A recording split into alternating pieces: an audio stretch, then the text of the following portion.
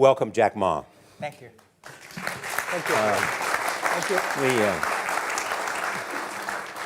you. We've all become very cognizant of Jack and his story.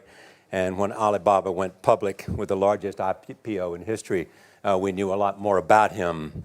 So I want to talk about his personal story. I want to talk about how many times he tried and failed and what kept him going.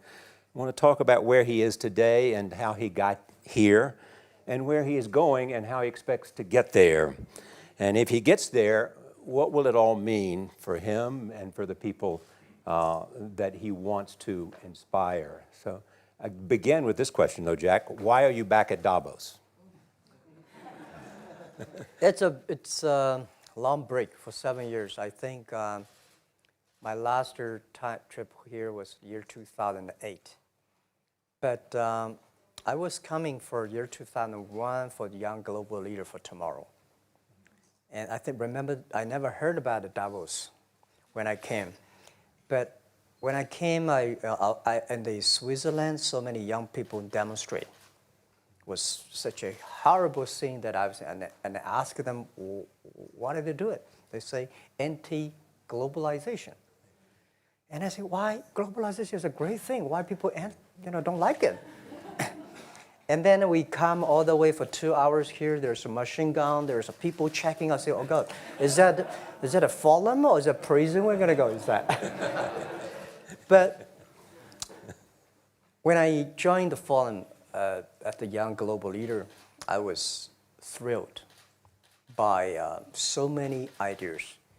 For the first 3-4 years, I learned what does the globalization mean? What does the corporate citizenship mean? What about social responsibility mean? All these new ideas, and I see so many great leaders talking about leadership, and I benefit a lot. And the year 2008 and 2009, when the financial crisis came, I think it's better go back to work, because we can never win the world by talking. So go back, spend 7 years. Now I come back, I think it's time to do something return. Because I learned so much.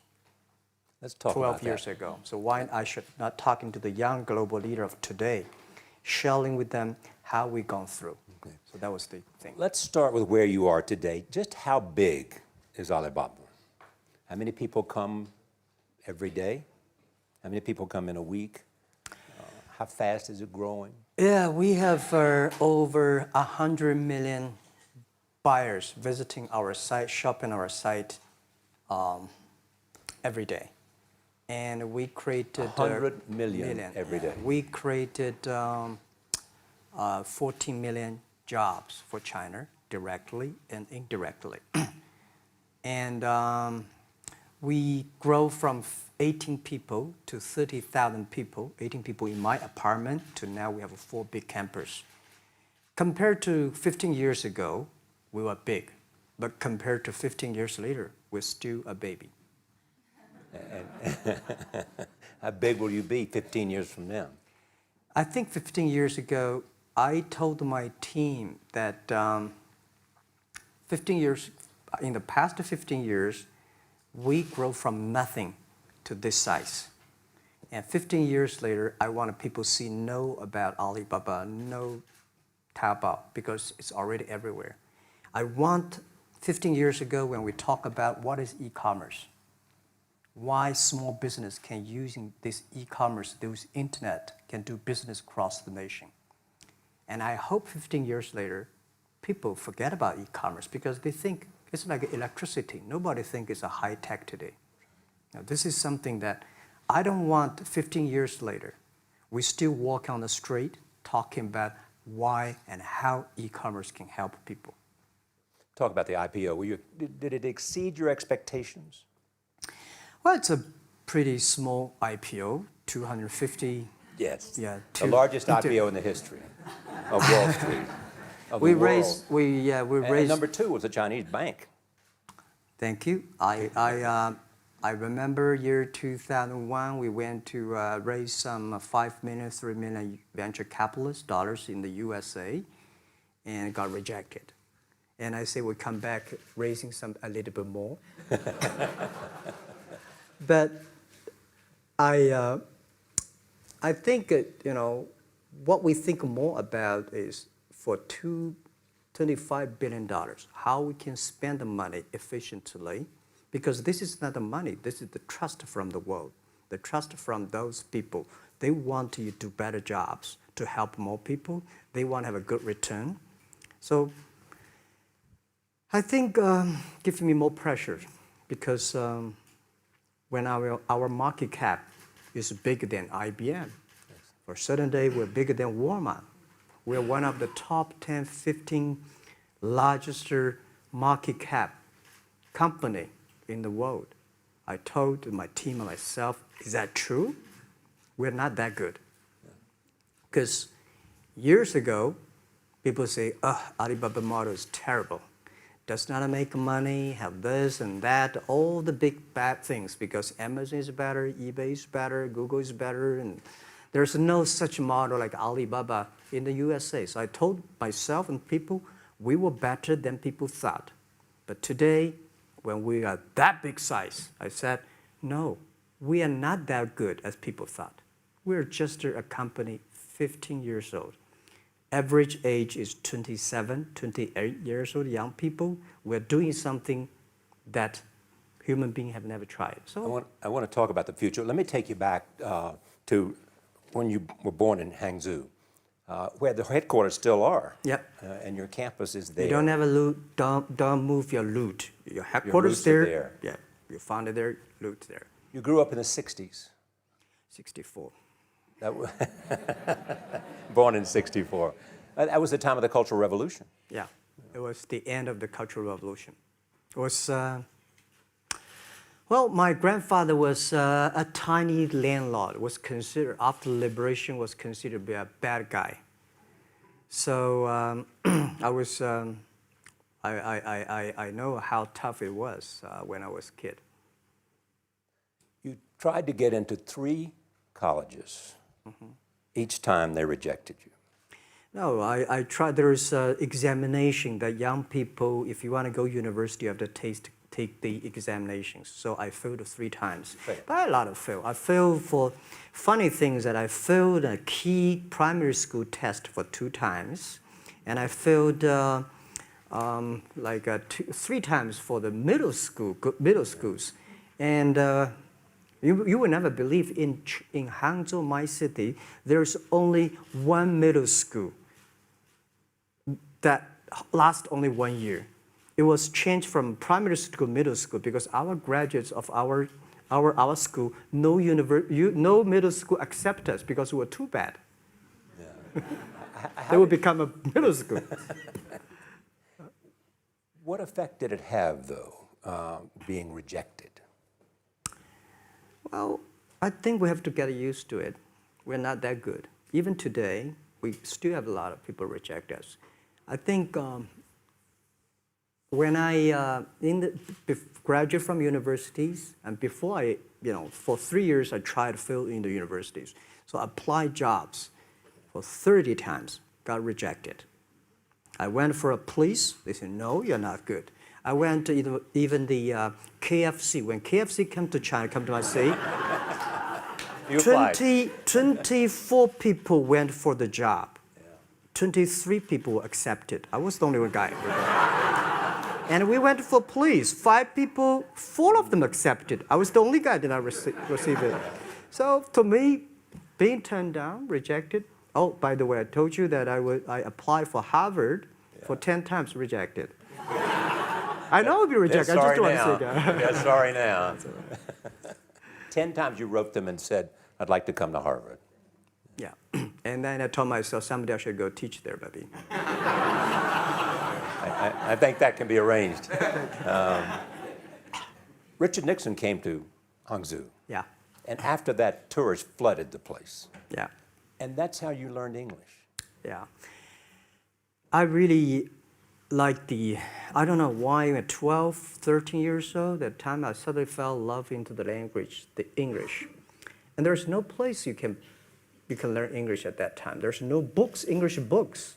So I went to the Hangzhou Hotel, now called Hangzhou Shangri-La Hotel, because that was the hotel can receive the foreign visitors. So every morning for 9 years, I showed them around as a free guide, and they taught me English. And I think that changed me. Today, I'm a 100% made in China. I've never got a one-day train outside China. Yeah. And when people talk to me, say, Jack, how can you speak English like that? Why sometimes you talk like an Western guys? I think that was the 9 years. These Western tourists opened my mind because everything they told me are so different from the things I learned from the schools and from my parents. So now I have a habit. Whatever I see, whatever I read, I use my mind. Think about for 2 minutes. Is that how Ma Jun became Jack Ma? Actually, Jack, the name was given by a lady in tennis. She's a tourist. She came here and she said, came to Hangzhou. We become a pen friends. Ma Ring is so difficult to pronounce. So she said, do you have an English name? I said, don't. So can you give me an English name? She said, okay. She said, my father called it Jack. My husband called Jack. What do you think about Jack? I said, good. So I've been using that for that many years. Yeah. First visit to America, 1995? 1995, yeah. I come here for a project helping the local government to building up a highway. And you tried the internet. I tried the internet in Seattle. And in a building called the USA Bank. I don't know whether the USA Bank is still there or not, but it's a building. And my friend opened a small office, which is like only 10% bigger than this room. And there are a lot of computers in there. And he said, Jack, this is internet. I asked, what is internet? He said, search whatever you want. At that time, they used Mosaic, very slow, right? Yeah. And I said, I don't use it. I don't want to type because computer is so expensive in China. If I destroy it, yes, I cannot pay. He said, just to search it. So I searched the first word, beer. I don't know why, because it's easy to spell, baby. And I see beers from Germany, beers from USA, beers from Japan, but there's no beer from China. And I say, okay, type the second word is China. No data. Nothing. And I said, 1995, no data about China. So I talked to my friend, why not make something about China? So we made a small, very ugly looking page called China. It's something like I did a translation agency, we listed on there. It was so shocking. We launched at 9:40 in the morning. 12:30, I got a phone call from my friend. He said, Jack, you got 5 emails. I said, what is email? And they say, these are the things. So people so excited. Where are you? This is the first time I see a Chinese website on that. How can we can we do something together? So I think this is something interesting. So we should do it. Why did you call it Alibaba? Alibaba? Well, when I started, I think internet is global. We should have a global name. And a name that, interesting, like at that time, the best name is Yahoo. Right? So I've been thinking for many days, suddenly thinking Alibaba is a good name. So I happened to be in San Francisco that day. I did have a lunch, and the waitress came. I asked her, do you know about Alibaba? She said, yes. I said, what is Alibaba? She said, Open Sesame. Good. So I went on the street, asked about 10, 20 people. They all know about Alibaba, 40 Thieves, and Open Sesame. And I think this is a good name. And start with A. Whatever you talk about, Alibaba is always top. You have said before that in creating Alibaba, you had to create trust. Yeah. Because people in China were used to face-to-face. Yeah. How did you create trust? I think because we started out doing business on internet. I don't know you, you don't know me. So how can you do things online unless you have trust? So for e-commerce, the most important thing was trust. I think when I first went to USA for raising money, talk to the venture capitalists, a lot of people say, oh, Jack, no. China doing business by the guanxi. How can you do business on internet? And I know that without the trust system, the credit system, it's impossible to do business. So in the past 14 years, everything we do is trying to build up the trust system, the record system. Well, Charlie, I'm so proud today when I talk to the young. Today in China and in the world, people don't trust each other. The government and people and media and everybody think, this guy's cheating. But because of e-commerce, we finish 60 million transactions every day. People don't know each other. I don't know you, I send products to you. You don't know me, you wire the money to me. And I don't know you, I give a person a package, I don't know him. He took something to cross the ocean, cross the river, and send. This is the trust. We have at least 60 million trust happening every day. But you created it by creating an escrow account in the beginning. Yep. And so you keep the money until they got the product. Yeah. And then you release the money. That's true. I mean, the escrow service is about Alipay. When I had, this idea, I would love Davos, because it was a big decision. Because for first 3 years, Alibaba is just like e-marketplaces for information. What you have, what I have, we talk a lot of time, but don't do any business. Because there is no payment. I talked to the banks. No banks want to do it. Banks say, no, this thing never work. So I don't know what to do. Because if I start to launch a payment system, it's against the financial legal laws. Because you have to have a license. But if I don't do it, e-commerce will go nowhere. So then I went to Davos. I listened to a leadership discussion. Leadership is about responsibility. And after I listened to that panel, I give a call to my friends, my colleagues in my apartment, say, do it now, immediately. If something wrong, the government not happy about that, if one body has to go to the prison, Jack might go to the prison. Because it is so important for China, for the world, to build up the trust system. And if you did not do it, I said, and do not do it properly, stealing money, money wash, no trust record, I send you to the prison. That was the thing. And people don't like it. So many people I talked to at that time for Alipay, they say, this is the stupidest idea you have ever got. But I say, I don't wear the stupid clever as long as people use it. Now we have 800 million people using this Alipay. Stupid things, if you do better, is better. Alipay is a privately held thing. It's not part of Alibaba. No, it's a private. Let me private. talk about money for a second. Yeah. You have never gotten money from the Chinese government? No. None. I want it at the beginning, and later I don't want it, because I think if the company always think about picking money from out of the government pockets, that company is rubbish.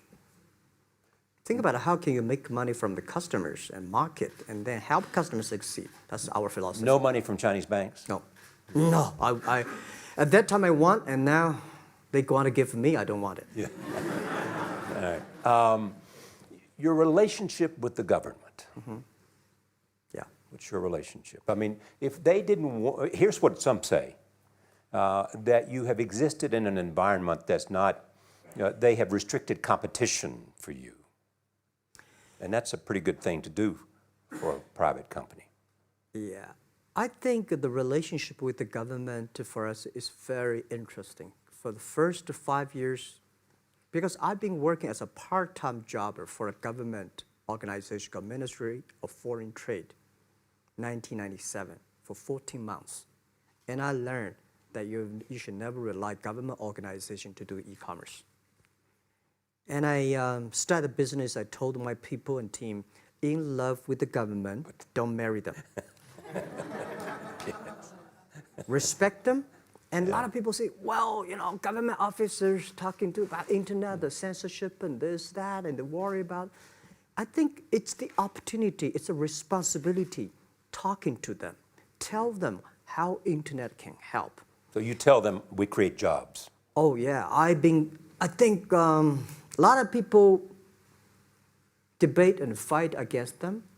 And in the first 12 years, anybody come to my office, I sit down talking to them, how we can help economy, how we can create jobs, why China will improve by the internet. I think because internet that time is new to any government. And if you convince somebody, and you have the chance. So today I'm very talkative. That probably, this is why I talk to so many people. So, I mean, if the government comes to you and asks you to do something for them. Normally, when government comes say, Jack, can you do this project? I say no. I say no. I can introduce some friends who are interested in doing that for you. But if they continue to want me to do it, I say, okay, I do it, but I don't charge. I hope next time don't come to me again. But recently, we help some government organizations do it. For example, every Spring Festival, the train ticket is so difficult. Hundreds and thousands of farmers work in the cities. In the Spring Festival, they go to the hometown. But when they order tickets on the other way, the whole system crashed for 5 years. So I told my young people, go support them. Don't charge anything. Because I don't want to see millions of farmers go back to city and they cannot buy the tickets. So it's something that it's not for money. It's something it's not for the government. It's for the millions of people.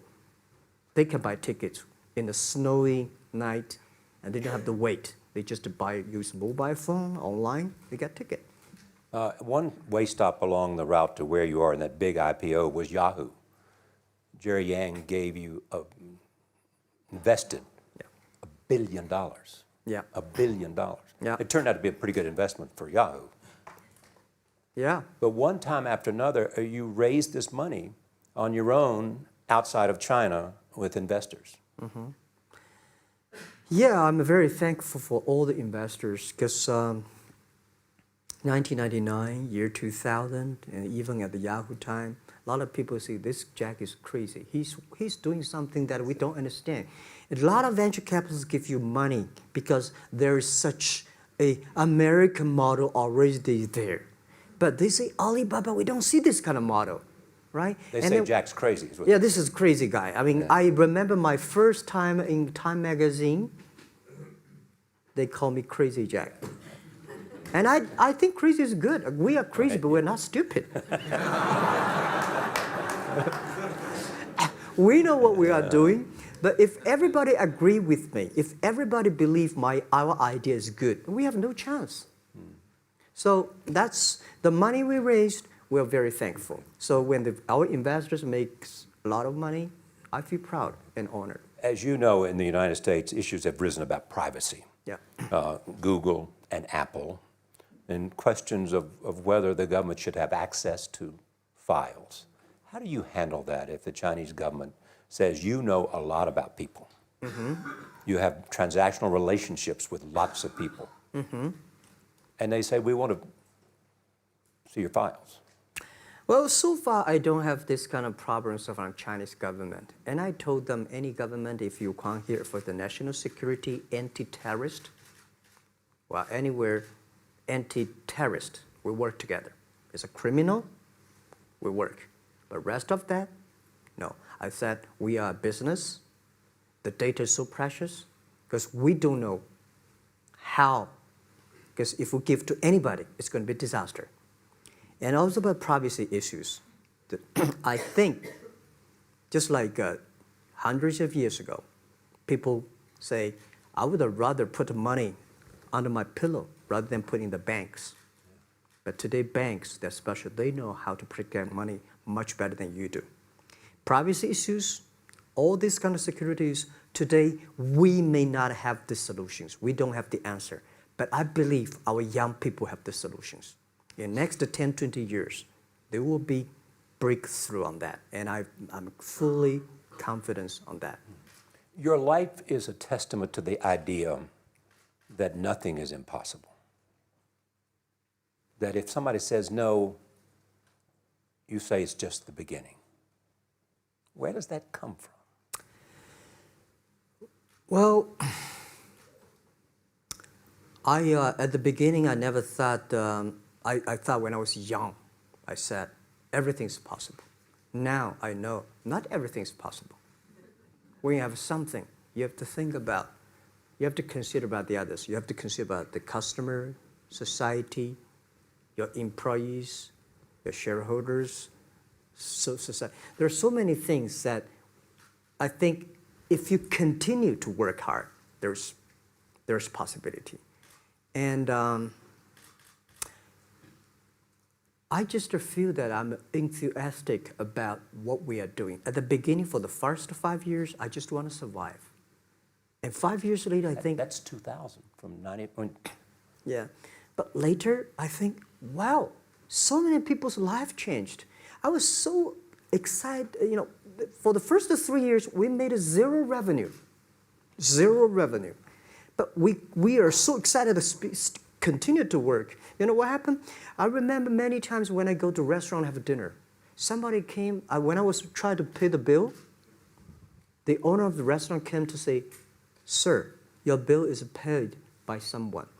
And the small note say, "Hey, Mr. Ma, I'm your customer of Alibaba Group, Alibaba platform. I made a lot of money, and I know you don't make any money. I pay the bill for you." Yeah. And I remember one day that I was sitting somewhere in the coffee, somebody sending me a cigar. I don't smoke cigar, but there's a note, "Thank you very much, I'm your customer." And I remember in the Taobao days, I was at the Shangri-La Hotel in Beijing. When I get on the taxi, the man who opened the door for me, the boy at the gate, he said, "Jack, thank you very much. I'm service here. My girlfriend makes more money than I do on your site." And this is something that you know, that it's not amazing. If you don't do it, nothing's possible. If you try to do it, at least you have the hope. The revenue comes from advertising and a smaller amount from transactional fees. Yeah. Most of it from advertising. Tiny. Tiny from advertising? Tiny from advertising, tiny from transactions, because we need big mass. Now we have more than 10 million small business power sellers selling our site to everywhere. So the transactions we have is second after Walmart. So tiny. Second after Walmart. Yeah, tiny of the of the money already make us big. So, you know, second after Walmart, I remember one of the senior management of Walmart guys came to Hangzhou 5 years ago. He said, "Jack, you know, you did a great job," and blah, blah, blah. So I said, "Maybe in 10 years we'll be bigger than Walmart." He said, "Young man, you have a good hope." So we said, "I have to make a bet. I think in 10 years we'll be bigger than Walmart on the sales." Because if you want to have 10,000 new customers, you have to build a new warehouse and this, that. For me, 2 servers. What's your market cap versus Walmart today? I don't know, but I don't maybe, either. yeah, some. It's close. I think so. Maybe we should check later. All right. Yeah. So where are you going? What does Jack want? I think because the name for Alibaba, we are internet company, happen to be in China. We have the same spirit and entrepreneur spirit like every great entrepreneurs in the world. And I remember the day when I started Alibaba, we want to have a mission helping small business doing easier. So next step is, today, so many millions of small business using our platform to sell things, and over 300 million consumers buy things from our site. Cheapest, efficient. So what I'm thinking about, how we can make Alibaba a platform for global small business. My vision is that if we can help a Norway small business can sell things to Argentina, and Argentina consumers can buy things online from Switzerland. And we can build up, which I called, I don't know, maybe not right word, called EWTO. The WTO is great, past century. But WTO helps so many big companies to sell things across the nation. Today, internet can help small business sell things across the oceans, across the nations. And I hope that we can serve 2 billion consumers. 2 billion consumers. 2 billion consumers. We can help 10 million small business outside China. Help them. Outside China. Outside China. Because we help the American farmers in Washington State almost 300 tons of cherries to China last year. Cherries. Before we sell, the ambassador of US came to me and said, Jack, can you help us selling cherries? In China. I said, what cherries and the fruits? He said, why not? I said, why not? Let's try. So that when we start to sell cherries, the cherries still on the trees. So we start a pre-order, 80,000 families order cherries online. So we pick up the cherries and ship into China. Within 48 hours, we sell the cherries. The consumers are so happy. But we got a lot of letters complain after 3 days. They say, why only 100 tons? Why we should not get more? So we sell, 2 months ago, we helped the Costco. We sold 300 tons of nuts to China. So I'm thinking about if we can sell, we're also selling Alaska seafood to China. So if we can sell seafood, if we can sell the cherries, why we cannot help American and European small business selling things to China consumers? China needs that. So this is what I want to do is that 2 billion consumers, China, Asia, developing nations, how we can let them buy things globally. Alibaba rode with the millions of people that went from poverty to the middle class in China. I mean, you were right there growing as they grew and increased. When you look at the international markets, you're doing well in Russia? Yeah. How well? We do pretty good on Russia, and we do also pretty good in Brazil. In Brazil? Russia, I think now I don't know, we are if not the number 1, we're the number 2 or number 3 largest. E-commerce. E-commerce. I remember last year we had a campaign. The campaign is that a lot of Russian girls and boys want to buy things from China. You know how many days a Russian girl placed an order and received the products from China? 2 years ago, 4 months. Even that, people are so happy about all the thing. And last year, the campaign, within 1 week, we crashed the whole logistics system of Russia. All right. You were also seen in Hollywood. Yeah. What are you doing in Hollywood? Well, I like the Hollywood innovation and the digital background. I learned so much about the Hollywood movies, especially the Forrest Gump. You love Forrest Gump. I love Forrest Gump. Well, why do you like him? Simple. Never give up. Never give up. People thinking he's dumb, but he knows what he's doing. And I was very depressed the day, year 2002 or 3 in the States, when a bit earlier than that. I was very depressed when I could not find out a way for the internet. And then I watched the movie in my friend's home, Forrest Gump. When I see him, I think, this is the guy we should learn from. Believe what you're doing, love it, whether people like it, don't like it, be simple. And like the word, life is like a box of chocolate. You never know what you can get, right? I never know I would be here talking to you and talking to Charlie Rose. I never know. But today I made it. I told my people in my apartment 15 years ago, guys, we have to work hard, not for ourselves. If we can be successful, 80% of the young people in China can be successful. We don't have a rich father, powerful uncle. We don't have $1 from bank, 1 cent from government. Just work as a team. So what do you worry about? I worry about it today. Young people, a lot of young people lose hope, lose vision, and start to complain. Because we also have the same period. Because when it's not a good feeling being rejected by so many people. We also depressed, but at least later we find that the world has a lot of opportunity. How you see the world, how you catch the opportunity. So, and the Hollywood gives me a lot of inspiration. You know? But you were out there for business. You were out there because you want to make movies and sell them. I want to make the movie for business-wise. We are e-commerce company. We have a lot of products that need logistic. But movie, TV, these are things you don't need logistic system. And movie probably is the best product that can help Chinese young people to understand. Because one thing I told the Chinese people, my friends, in American movie, all the heroes at the beginning, they look like a bad guy.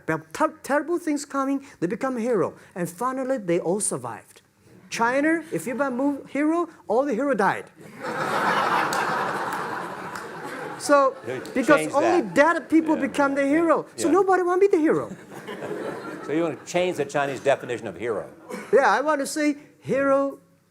Today we have so many heroes who live in this world. Are you still writing these kung fu novels, or are you just reading them? I read them, and I start to write something. I think it's fun. The kung fu is something you start to think about something that you cannot do. But if you have some luck, if you continue to practice, if you got a good master, if you're a good team, you get expert. So at least to make me, when I'm busy, when I'm tired or frustrated, I read kung fu books. And You also travel with a Tai Chi. Am I saying that right? A trainer. Tai Chi? Tai Chi. Tai Chi. Tai Chi, yeah. What does that do for you, other than keep you in good health? I love Tai Chi. Tai Chi is a philosophy about yin and yang. Yeah. Tai Chi is about how you balance, how you work, like a competition. People say when I compete with eBay, say, you hate eBay. No, I don't hate eBay. It's a great company. You know, they come, I go. You know, Tai Chi is like, you fight here, I go over there. You put it on the top, I go to down, right? So it's a balance, right? You are heavy, I'm small, you know. When I'm small, I can jump. You're heavy, you cannot jump. So the Tai Chi is about a philosophy. I use in Tai Chi philosophy in the business. Calm down. There's always way out. And keep yourself balanced. And meanwhile, don't try to because business is a competition is a fun. Business is not like a battlefield. You die or I win. Business, even if you die, I may not win. Right? So it's about fun. So Tai Chi gives me a lot of inspirations. But you want your life and you want this company, Alibaba, to change the world. And you're changing the world if, in fact, you provide a forum for buying and you enable people to earn a living. Yeah. But also, you believe that Alibaba ought to change the lives of women. So what are you doing? At first, I think many years ago, I want to change the world. Now, I think if we want to change the world, we change ourselves. Change ourselves is more important and easier than change the world. And second is that I want to improve the world. Because it changed the world, maybe Obama's job. Because my job is to making sure that my team are happy. Because my team are happy, they can make my customer happy. If my customer, they are all small business. When they're happy, we are happy. About women, one of the secret source for Alibaba's success is that we have a lot of women. What percentage of women Well, among one day employees? before, I think 2 or 3 months before we IPO, there's American journalist come to our company. She asked me a question. Jack, I've seen so many women in your company. I say, what's wrong? We have later we find that we have 47% of the employees of our company are women. How many? 40? 47% of our company are women. And we actually had a 51 because we acquired some company these days. They have more men, so balance that.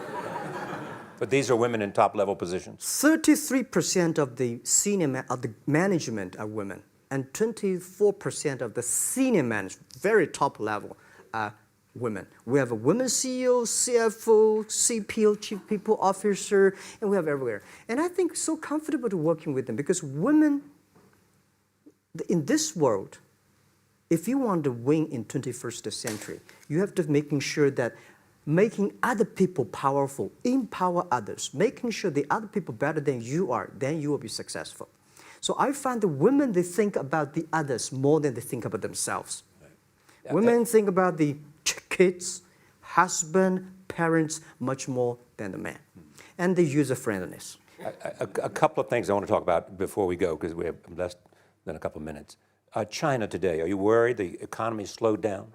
No, I don't worry about it. I think China is doing, it's slowing down is much better than keep on 9%. China today is the second largest economy in the world. It's impossible to keep 9% of the growth. If China still keeps the 9% of the growth of the economy, there must be something wrong. You will never see the blue sky. And you will never see the quality. China should pay attention to the quality of the economy. China should not. So if we have a lot of influence, like Hollywood movies, things, and we have sports and these things in the GDP, will be much better. So I think, just like a human growth, this body can never grow. Certain time, the slow of growth of the body is slow, but you should grow your mind, grow your culture, grow your value, grow your wisdom. I think China is moving to that direction. And you saw Modi in India? Pardon? Did you see Modi in India? Not yet. I'm looking forward to that. So you'll go to India. Yeah. Finally, there's this. You're one of the world's richest people. Your company is one of the world's richest companies. What do you want beyond Alibaba?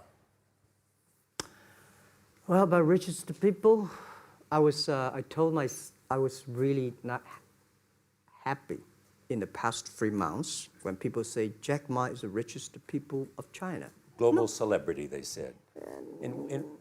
No, I'm not. When I started the business, you are. I never thought, because how many? Yeah, maybe I am. But I think 15 years ago, in my apartment, my wife was at that time one of the 18 founders. I asked her, "Do you want your husband to be a rich person?" I never said rich person in China, rich person in Hangzhou. Or you want your husband to be a respected person? She said, "Of course, respected." Because she never believed, and I don't believe we'll be rich people. We just want to survive. But I believe when you have $1 million, that's your money. When you have $20 million, you start to have a problem. You worry about inflation, which is stock to buy and this, that, had it come. When you have $1 billion, that's not your money. That's the trust society gives on you. They believe you can manage the money, use the money better than the government and the others. So I think today, I have the resources, do more things. With the money we have, with the influence we have, we should spend more time on the young people. And I would say, someday I'll go back to teach, go back to school, spend time with the young people, and sharing with them what I done. So the money is not mine.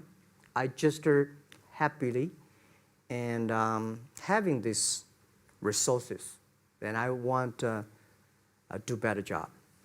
Just tell them your story. Yeah, tell them the story and tell them that if Jack, I don't think in this world there are a lot of people be rejected more than 30 times. If we, the only thing we never give up, the only thing we're like a Forrest Gump, we keep on fight. We keep on changing ourselves. We don't complain. Whether you were successful or not successful, I find that people, when they finish the job, if they make the mistake, if they fail, if they always complain the others, this guy will never come back. If the guy only check himself, yeah, something wrong with me here, something wrong with me there, this guy has a hope. Jack, on behalf of everybody in this audience and a television audience around the world, thank you for taking your time to be with us. Thank you, Ray. Thank you. Thank you. Thank you. Thank you so much, Rob. Thank you.